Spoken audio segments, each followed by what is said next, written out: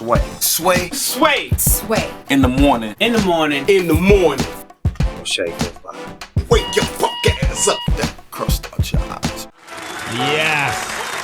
Classic Saturday Night Live with Eddie Murphy and Jersey Joe. Yes. The one and only Joe Piscipo is here, ladies and gentlemen. Oh, man. Joe Piscipo is here. You never know he would be on Shade 45. Never, Sway. Oh, man. Joe Piscipo, you're one of my favorite comedians, and it's good to have you here, man.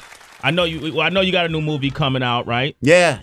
How Sweet It Is? How sweet it is. How sweet it is. Yeah, man. And coming on, when's it coming out? May 10th it comes out. May yeah. 10th, and you play a theater owner, right? Down and out director, you know. Okay. So and I'm in debt to the boys, you know. Paul Sorvino, Paul Sorvino, the actor, and so he turns out to be a fan. He's going to forgive the debt, and he goes, "I want you to do me a favor." And I go, "Oh, what?" He goes, "I want you to produce a play with all the people that owe me money." And I go, "I can't do that." And he goes, "Well, then I'm going to have to kill you, you know." And I go, "When do we start?" So it's like that. So it's a cute little movie. It's a great little film. Shot at Brian Herslinger, director. Got to get credits out.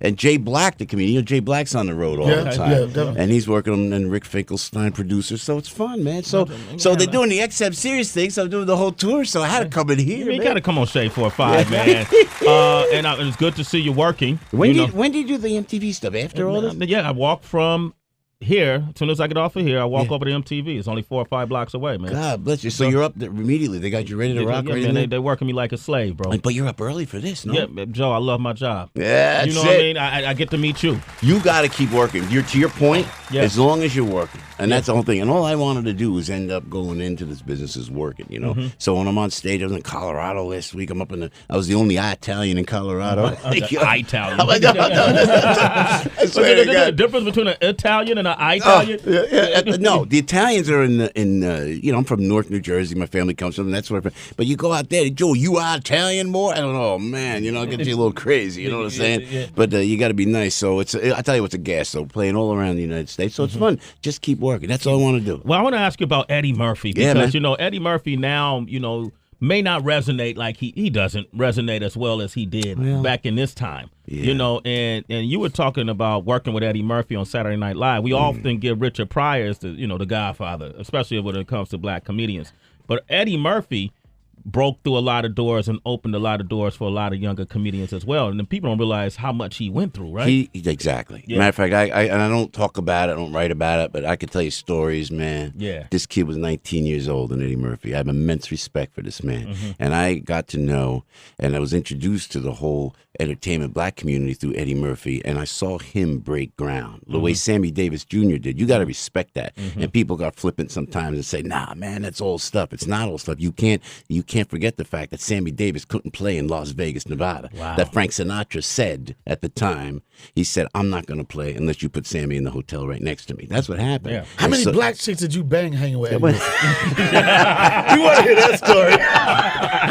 It was this girl named LaShonda. I'm telling you, that Eddie's something else. No, not me. I was married. I was so married at the time. On Saturday Night Live, Murphy. Oh my God, this guy was unbelievable. I couldn't believe it. And I shouldn't tell us. He's gonna kill me. That was years Can ago. I tell you something? Yeah, inside? go ahead. But Eddie, please, I love you, man. I love you. Don't get mad at this because every night on Saturday Night Live, and they tell me I should write the book, but I don't because I'm Italian, so I don't talk. You know what I'm saying? I don't talk. I don't say nothing. Be a rat. So I don't mean to disrespect, but I think he was very single then.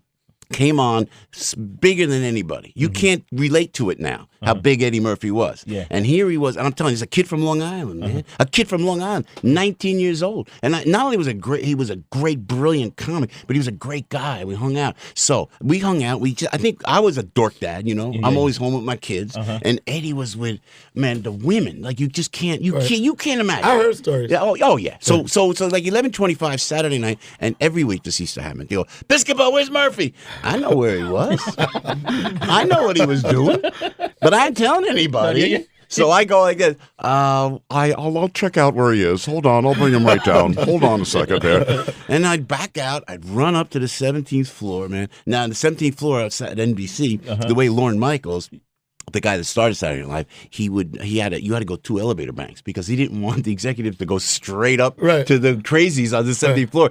And that was because John Belushi was nuts, Yeah, that's true. You have to run up one elevator, cross the other elevator, go up to the 17th floor, and there's Eddie in his office, you know, and I'd be knocking on the door. Eddie, come on, man, we got to do the show. He goes, I'm coming. I said, just get your ass out here, please. Just get your ass out here, please. Literally, right? Yeah, I don't know. I don't want to say nothing. So, one of my greatest memories of all time. Wait, hold that, and I want to hear that when we come back. I'm coming to you. Joe Piscipo is going to share one of his greatest memories of all time. You want to talk with him? You are black and I am white. You are blind as a bat and I have sight. It's Sway in the morning, only on Shade 45.